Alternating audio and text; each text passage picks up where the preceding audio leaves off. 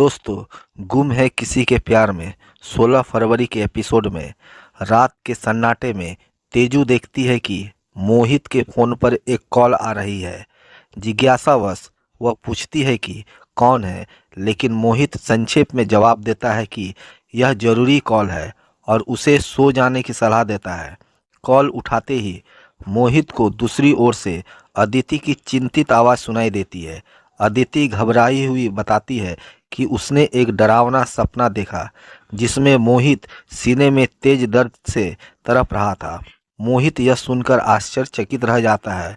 उसे एहसास होता है कि अदिति उससे इतनी गहराई से जुड़ी हुई है कि वह उसकी तकलीफ़ों को महसूस कर सकती है, भले ही वे दूर हो। वह उसे समझाता है कि वह बिल्कुल ठीक है और उसे चिंता करने की ज़रूरत नहीं। अदिति थोड़ी राहत महसूस करती है और हल्के फुल्के अंदाज में उसे याद दिलाती है कि वह उसका इंतज़ार कर रही है। सुबह होते ही तेजू और मुक्ता मोहित से रात के उस रहस्यमय कॉल के बारे में सवाल करने लगती है।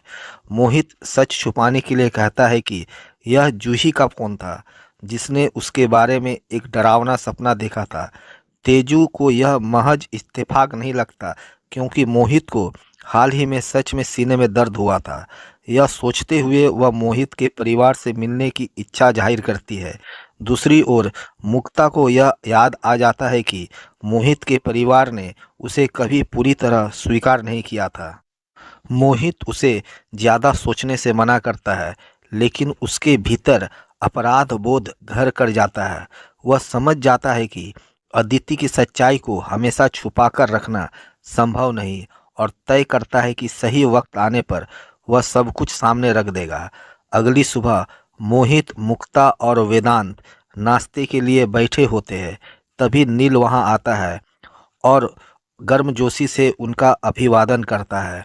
वह मोहित की सेहत के बारे में पूछता है, जिस पर मोहित उसे विश्वास दिलाता है कि अब वह बिल्कुल ठीक है। मुक्ता नील का पिछली रात की मदद के लिए आभार व्यक्त करती है और यह सुनकर चकित रह जाती है कि वह एक डॉक्टर है।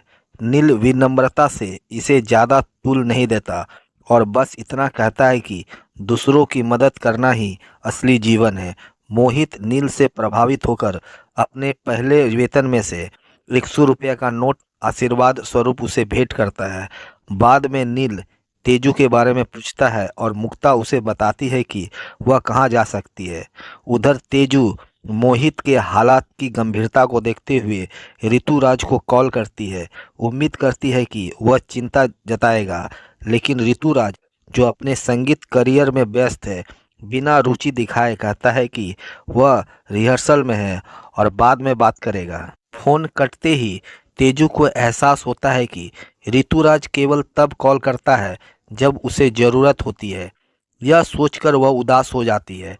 जैसे ही तेजू बाहर निकलती है, नील की नज़र उसके कंधे पर रखे अपराजिता फूल पर पड़ती है। वह क्षण भर के लिए ठहर जाता है, लेकिन फिर सामान्य होकर तेजू के पास जाता है। तेजू अपने पुराने व्यवहार पर शर्मिंदगी महसूस करते हुए उससे माफ़ी मांगती है कि उसने पहले उसके साथ रूखा व्यवहार किया। नील हल्के अंदाज में इसे स्वीकार करता है और शालीनता से विदा लेता है।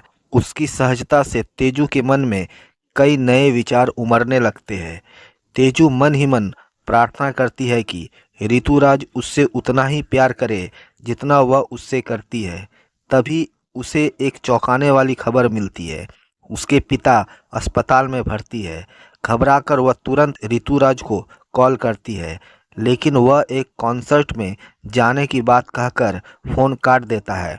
अस्पताल में मोहित अपनी अंतिम इच्छा के रूप में चाहता है कि तेजू की शादी नील से हो। दोस्तों, क्या तेजू की शादी नील से हो पाती है? जानने के लिए चैनल को लाइक और सब्सक्राइब करें।